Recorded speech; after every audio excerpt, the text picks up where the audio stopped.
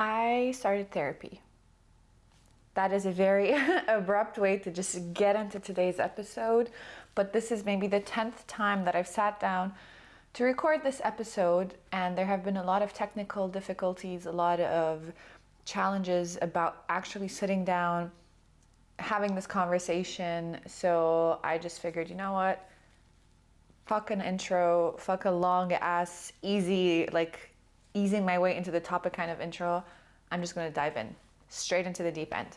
So today's episode is going to be about my experience and journey with therapy. So a few weeks ago, I had my first therapy appointment, and I use first loosely because when I was in school, I saw the school counselor a few times, but I never continued seeing her. It was just a few standalone sessions. After that, never really had any experience with a counselor or therapist until maybe 2013. I went and I saw a therapist, but again, it was just, I think maybe one or two, I think it was even just one standalone session, and it was just something that I thought I wanted to try. I was like, you know what? I know therapy is good for you. Let me give it a try. I did a session and I felt nothing. I didn't feel bad. I didn't feel good. It was just a very neutral experience. So I was like, okay, well, maybe it's just not for me. And this was long before I started my self-development and healing journey. So I guess you could say technically this is my first step in my journey towards self-development through the modality of therapy, but it's not necessarily my first encounter with a therapist. I'm very technical, as you can tell. So I had my first therapy appointment a few weeks ago, and there's a lot that I want to talk about leading up to that, in that moment, and then just the integration after the session. Like I said, I've had experiences before, but I never felt any sort of connection with it, with the therapist, or just with therapy in general as a modality, and I will get into it in a minute. If you've been keeping up with the podcast, a few weeks ago, I think maybe even a month ago, I recorded an episode with a guest speaker, Jennifer Samran, who is a licensed professional counselor and certified clinical trauma professional. But before all of these things, she's a childhood friend. So Jennifer and I recorded an episode where we talked about grief and trauma, what they are, how they could show up in different variations and to different degrees in your life. And during the conversations that we had offline prior to recording the episode, the conversations that we had while recording the episode, because we had some technical difficulties, so we had to re-record it twice, and the conversations shifted from the first recording to the second. And the conversations that we had offline after the episode was recorded and it was published. All of these conversations, while they were about the topics of grief and trauma in general, and like an introductory conversation, it brought a lot of things to the light regarding my relationship with the emotion of grief and the experience of trauma. So on the episode, one such realization was where I was telling Jennifer that in moments of grief, I experience something called dissociation, which essentially is I feel disconnected, not just from my body, I feel disconnected from the entire world around me. So I feel like I'm just in a really vivid dream. I feel like I'm on autopilot or I'm on survival mode, and I just wake up, I just keep myself busy, and then I go back to sleep, and then every day just feels like the same day over and over again. So Jen very gently, why gently? Because otherwise I probably would have freaked out. She very gently told me that this is not an easy symptom to develop, and I would tend to that. I would get that checked out. I did. I had a conversation with her about it, of course, about why this could have happened, what this means. Am I ready to actually look into therapy, how to shop for a therapist, because you need to make sure that this is someone you're going to be very vulnerable with and you need to make sure that you feel connected to that person, that you feel safe, emotionally safe with that person. So it's just like when you're finding a personal trainer or you're finding a yoga instructor. You could try a bunch of different ones until you find the one that you click with, and then you just stick with that person. Or you could find the person that you click with straight from the beginning. So we were just talking about the different scenarios of what that could look like. Were I ready to finally take that first step? So I'm someone, I need to make an informed decision. When I find myself drawn towards doing a specific thing, I need to do my research. I need to play out all of the different scenarios in my mind. I need to have not all, but as much information as humanly possible so that I can do my little pro-cons list for each different scenario. And then I feel ready to make an informed decision. So those conversations for the episode of grief and trauma made me realize that, okay, I have blind spots. And in realizing that I have blind spots, I noticed resistance coming up when I started thinking about, okay, maybe this is a time in my life where I seek support through the means of therapy. So the resistance that came up was twofold. First of all, the first piece of resistance came from, they're both coming from ego, but the first one came from the ego of the roles that I play. So I have done a lot of work on myself. I've done a lot of self-development. I've done a lot of healing. I've been trained in a bunch of different modalities to be able to really build a resourceful toolbox so that I can just have different tools at my disposal. I just look into my toolbox, take whatever tool out that feels it's appropriate for whatever situation, whether it's for me or whether it's for other people. And I just have my toolbox ready, right? I just have my toolbox. I have different tools in my toolbox. And I love that because I feel prepared for whatever different situations could come up. And I just realized that maybe that's another form, that's another variation of the T response. I want to be mindful not to use the T word too much because I know that even that word could be triggering to some people. So I digress. So like I said, I'm someone who's done a lot of inner work over the years and has been trained in a bunch of different modalities. And I'm someone also who is fairly conscious of how things work in my mind and how things come up and how I can manage them when they do come up. So when I realized that, okay, I have blind spots, it made me feel like, wait, how did you miss this? How, with all of the tools that you have in your toolbox, how is it possible that you did not see this and you let it get to the point where you're dissociating, or you let it get to the point where something has turned into a blind spot? Because if something happens, it can be an exception, right? But when it keeps happening time and time again, it's recurring often enough that it becomes a rule, it becomes a blind spot. So that voice in my head was saying, how could you do this? How could you fail to notice this? Or how could you fail in the sense of letting it get to the point that it has gotten to? That part of my ego felt very triggered, and it felt like a sense of feeling like a fraud that came up with that. So I think that that's a part of the resistance that I've had towards therapy at this moment in time, not in general. In general, I'm gonna get to it with the second point of resistance. So I did feel this as I was deciding to find a therapist while I was at my session and even after my session. But it's not this loud, deafening voice, right? It's a soft voice. I know that it's there, and I'm aware that it's there. I'm aware enough that I don't allow it to kind of sabotage my experience or talk me out of it, but it's not loud enough that it's drowning me in its voice. So the other more dominant voice of resistance is something that I'm not even sure whether it's my own sentiment that I'm carrying or not. So before I get into it, I want to preface it. I fully, wholeheartedly believe in the power of therapy. And over the years, whenever I meet someone who goes to therapy, I think so highly of them because they're willing to do the work and because they're willing to talk about it. So I feel very honored when someone comes to me and says, yeah, I've been going to therapy, or I had this conversation with my therapist, because I know that that's a very vulnerable thing to do, to admit that there's something that you have going on in your life that you feel you're not equipped to do, and you're actually seeking the support of someone whose area of expertise it is to support you in this. Because our ego doesn't let us seek help, right? Our ego wants to believe, our ego's stubborn. We think that we should have the answers to everything. So when someone comes to me, talks to me about the different conversations that, or reflections that they've had based on the conversations they've had with their therapist, I feel honored. I feel like, okay, I know this is vulnerable, and like, thank you.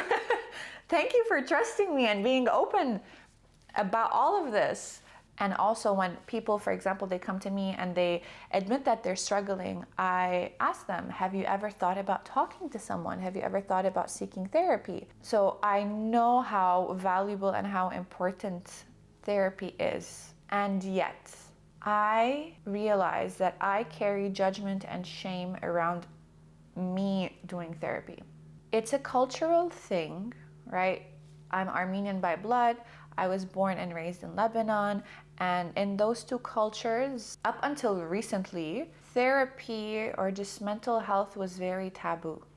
So like I said earlier on in the episode, when I was in school, I had a few sessions with the school counselor, and it felt shameful. I don't know if I necessarily heard these conversations or if I just felt the vibe or felt the way that people's treatment had changed, but I felt like from my parents' side, I felt like it's a disappointment to them that I was in a session with the school counselor, and when I was just around the other students, it felt like they would look at me in a way like, okay, there's something wrong with her, like there's something that's not right in her head that she's seeing the school counselor. So I was just like, okay, no, don't want that. Don't want to disappoint my parents. Don't want to feel even more alienated than I felt in high school, because I was a little bit marginalized when I was in school. So I just felt like there was judgment, there was shame, and that was my experience at a young age. Fast forward, even over the last few years, when I did have, in 2013, when I did go see a therapist, before my healing journey, I was like, yeah, but I'm fine, I don't need a therapist.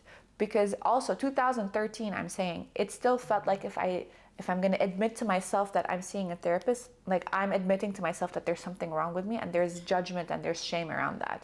So even fast forward to now, 2023, I know all of these things, that therapy helps. Therapy is, if you can't build a bookshelf, it's not your area of expertise, you're going to bring in a handyman, right? Right. If you're not a doctor, something is wrong with your body, you go see a doctor, get it checked out, because it's their area of expertise and they can tend to it, right? Right. So if you're feeling unwell mentally or emotionally, it's not your area of expertise, then naturally you're going to go seek someone whose area of expertise it is so that they can support you, right?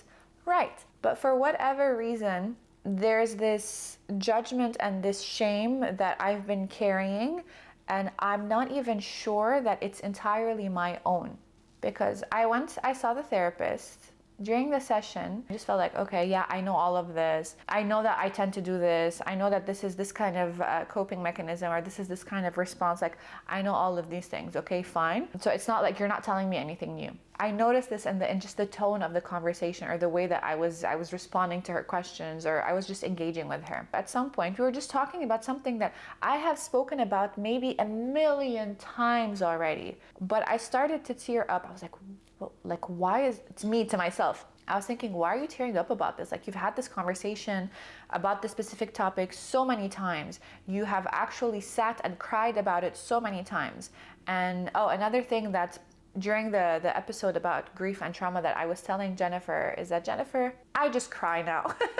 I cry at absolutely anything. Good, bad, happy, sad, just anything would just bring me to tears. I just cry. So I'm a crier now. She looks at me, she laughs, she's like, well, it's okay, like there's nothing wrong with that. She laughed because I was making it seem like there's something wrong with me. She said, no, if you're feeling fragile, then this is just a symptom that you're just maybe emotionally burnt out. I was having this conversation with a therapist and I told her, I'm like, I'm telling you something that I've talked about many times before, that I've actually sat and cried about. When an overwhelming emotion comes up, I sit with it. I don't keep myself busy to ignore the emotion. I sit with it. I let it maybe drown me. I cry if crying is what I need to do. I sit with it and then I get up, I do my thing once I feel like the emotion has passed. So I told her, like, I don't know why these emotions keep coming up. I don't know why these emotional responses keep taking place every time I talk about something that I've talked about or experienced already so many times that I think I should have processed it by now. Because also my intention going into therapy, which Jennifer helped me realize, is that I intellectualize experiences, my emotional experiences to be exact. I understand them, I intellectualize them, but in the process of intellectualizing them, I'm not letting the emotional body catch up to where the mind is at. So there is a lag between where my mind is on certain emotional experiences and where my emotions actually are. And the more that I intellectualize them, the bigger the distance between the two. So I had the intake session in therapy. I left with a few things that it took me a few days to sit with, and it wasn't until actually a few days, maybe even a few weeks, until, well, a few weeks meaning now, until after my appointment, that I actually realized the impact of the reflections that came up during the session. So I was telling the therapist that yes, I'm here because I have a tendency to intellectualize my emotional experiences, which is causing me to have blind spots. Because in intellectualizing my emotions, I'm not giving my emotional body the opportunity to actually catch up with where my mind is at. She had a whiteboard. So she had me, and which it works great because I'm very visual. I'm a visual learner and I like to write things down for me to really process them. So she gave me a marker and I got up and I wrote on the whiteboard. So helpful and not helpful thinking and actions. Under thinking, I wrote intellectualize experiences. And it is helpful because I feel like it prepares me for different situations in life or different scenarios. Because when I'm intellectualizing experiences, I get a chance to analyze them and to group them into different categories, or to just be prepared for the next time that this comes up. So when I was telling her, yeah, this is helpful because I feel prepared, she looks at me and then I'm like, what? She's like, yes, it's good to be prepared, but this is also fight or flight.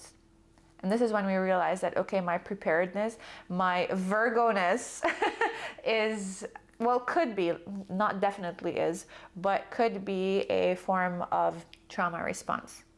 So intellectualizing experience, I still kept it in the helpful column because, okay, while it may be a trauma response, it does help me in life. So I guess I could just navigate it and recalibrate it depending on different experiences to make sure that I'm not falling into something my dad calls analysis paralysis. So being prepared without falling into analysis paralysis by being overly prepared. So the unhelpful part of intellectualizing experiences is I realize that I intellectualize them because I'm trying to force an end goal.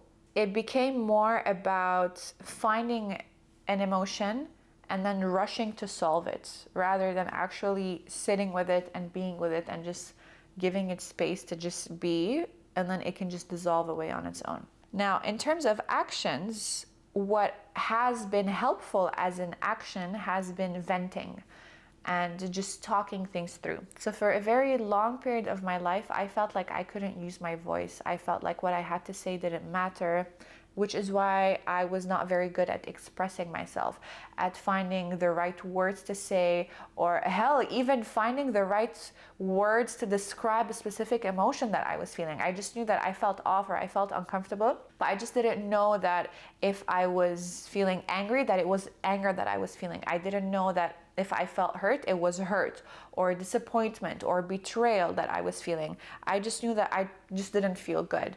So I was not very fluent or proficient in the language of my emotions. Never felt like I could express them or voice or communicate or whatever you want to call it. And this is why the podcast is actually part of my healing journey, because it's a tool for me to actually express myself after decades of feeling like I cannot do so, or that I'm not allowed or being given permission to do so. So the podcast is kind of my form of giving myself permission to be vulnerable or to speak or express myself. So Christine, thank you. Back to venting. So venting is something that I find very helpful, and it's something that I feel I'm getting better at doing with time.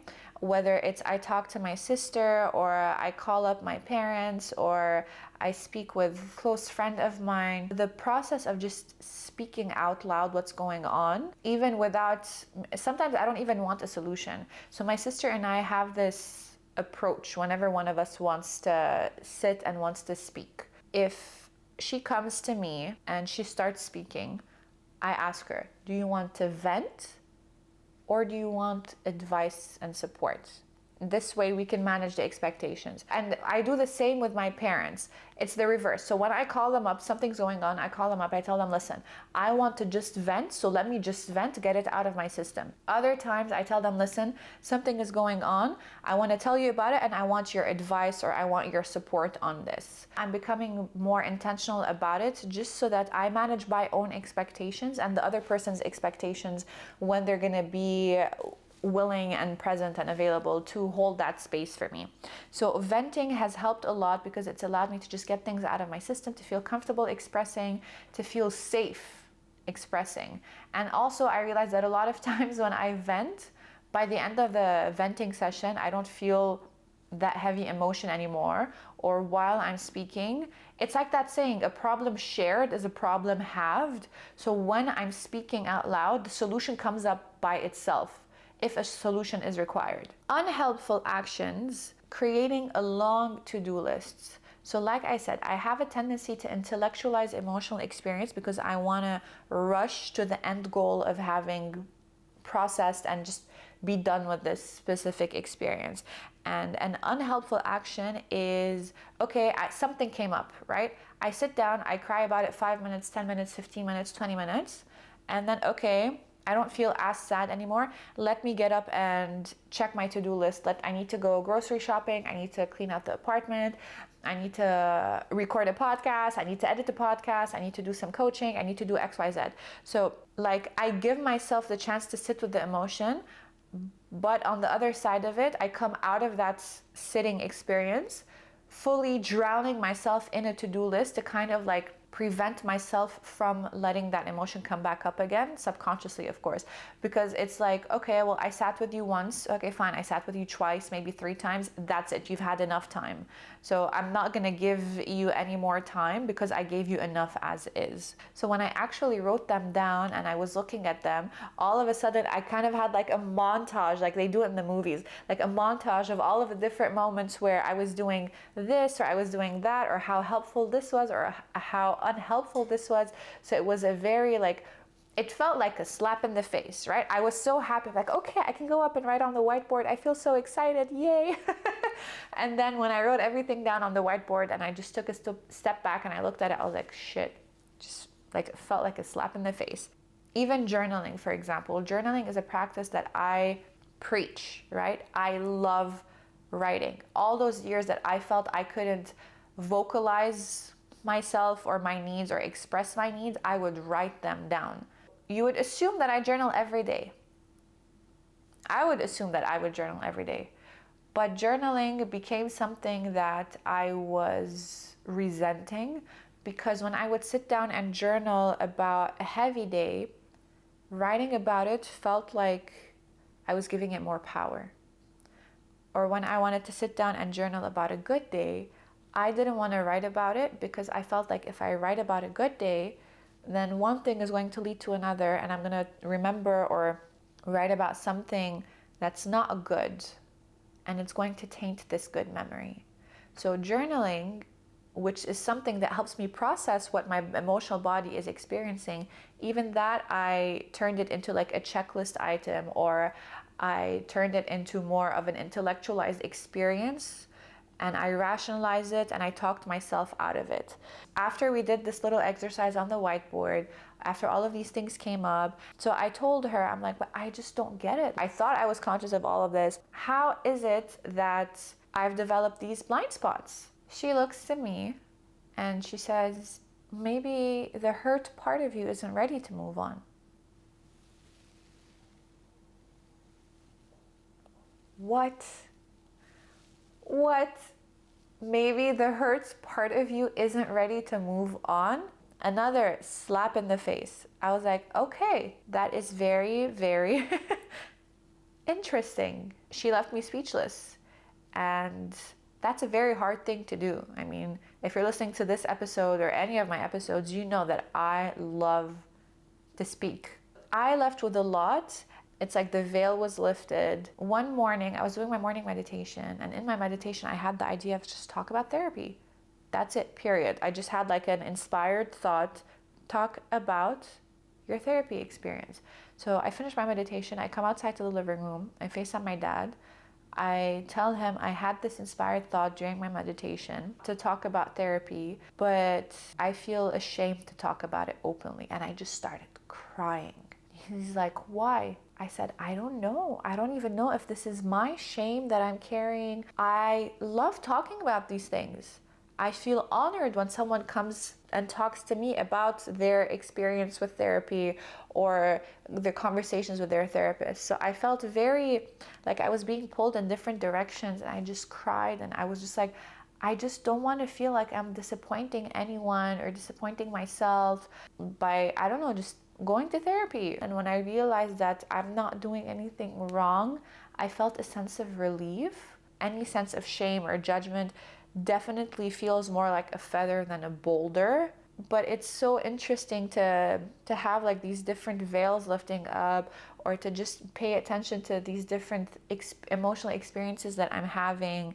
And honestly, the thing that has helped me through not just this experience, the thing that has helped me through my entire self-development and healing journey and just life in general has been the emotional support that I get from my parents, my sister, and also the people that I surround myself with. I have friends that unfortunately you grow apart sometimes, but when we were growing together, we've had some very vulnerable conversations. We just bare our souls out, and just being able to feel safe enough to do that was very empowering. So thank you for giving me the permission to just show up as myself, because in hindsight, it's my family, my sister, my close friends, the people, some of which I like, we just grew apart, but they still hold but they still hold a very special place in my heart, some of which we just keep getting closer with time. So my emotional support system, honestly, I don't know where I would have been without them, without you guys. And I think that is actually a very good way to wrap up this episode. So yeah, I started therapy. I've been to one session. I would like to continue, definitely, because I see, in theory, I know the value, but also in my heart, in my emotions, I'm excited to see what more comes out of it. If all of this came up in a single session, damn, I'm excited to see what else this experience has in store for me. And on that note, I'll see you next time.